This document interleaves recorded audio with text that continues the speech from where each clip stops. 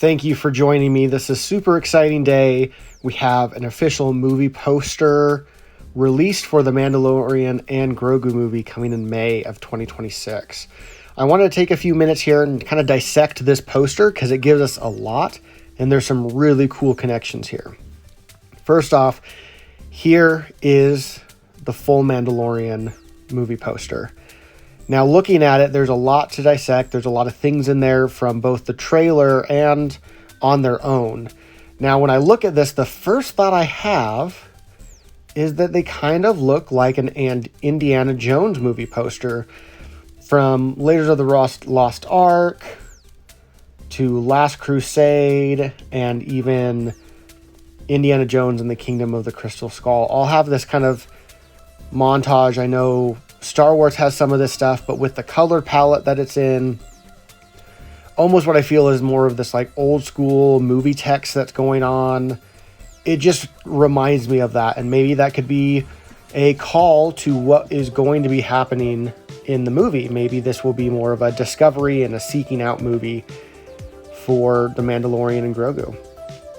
But starting here in the corner, right up here in the top corner, you can see that it is a Razor Crest with X-Wings flying behind it, almost in formation. Now, the Razor Crest was destroyed, so this must mean that throughout the course of his adventures, he's able to obtain a new Razor Crest.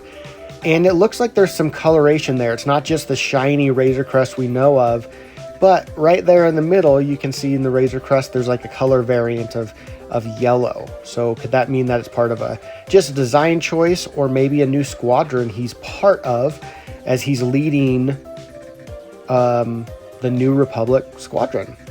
You, of course, have a picture of the cargo AT-AT, which we see in Rogue One, and it seems like they're bringing back in this, so remnants of that. Down below that, you also see the Mandalorian facing against some large monster that, at least in this, it almost looks like flames coming out of his head. He's there with his classic rifle, so there's probably some sort of water or sewer type battle that he gets into, which is really cool. We have another feature here where we are actually able to see that it is 100% confirmed that Zeb from Rebels will be returning to the big screen.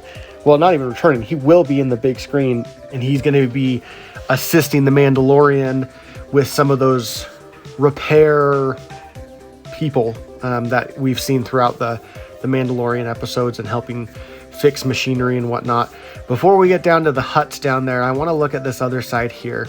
So you can see he is actually riding what appears to be a Clone Wars Republic walker, which is really interesting that something like this would be out and about this far into the future or past the Clone Wars.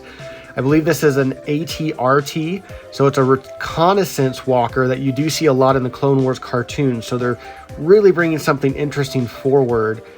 It's almost like a motorcycle, but with two legs, which will be very interesting because they're known for their speed and agility, which will be interesting to see how it's brought in. Now, something that I've really honed into myself here in the corner is there's two huts. We know at this point Jabba the Hutt is passed away, but we also know that there is these two other huts, and it's been talked about that Rota the Hutt, which is Jabba the Hutt's son, will be in this movie. But I don't know if that means that Rota's that front and center one, because that hut looks quite strong. Now, of course, I'm not saying a descendant of Jabba can't be strong, but that guy looks kind of buff, which reminds me of a specific hut in particular, Dracus the Hutt. Now, Dracus the Hutt is an interesting, he was over pretty much the crime lord over Nar Shaddaa. And during that time that he was there is an encounter in the comic books between him and Luke Skywalker. When Luke has lost Obi-Wan, he's trying to find out more about how to become a Jedi and if he should be a Jedi. He ends up going to Nar Shaddaa, and he runs into Drakus the Hutt, who is really buff, and he also collects items from the Jedi, which right here could be huge. We've all seen that Grogu didn't accept Skywalker as his mentor, and maybe Drakus the Hutt is raising Jabba's son, and the Mandalorian and Grogu have to go to him to find some of these Jedi artifacts to uncover or to train Grogu for the future.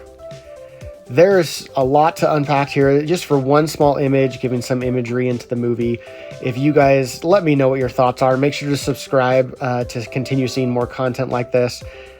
I am so excited for this. I think The Mandalorian is one of the few shows that actually is attempting to actually save and potentially succeeding at saving the Star Wars franchise.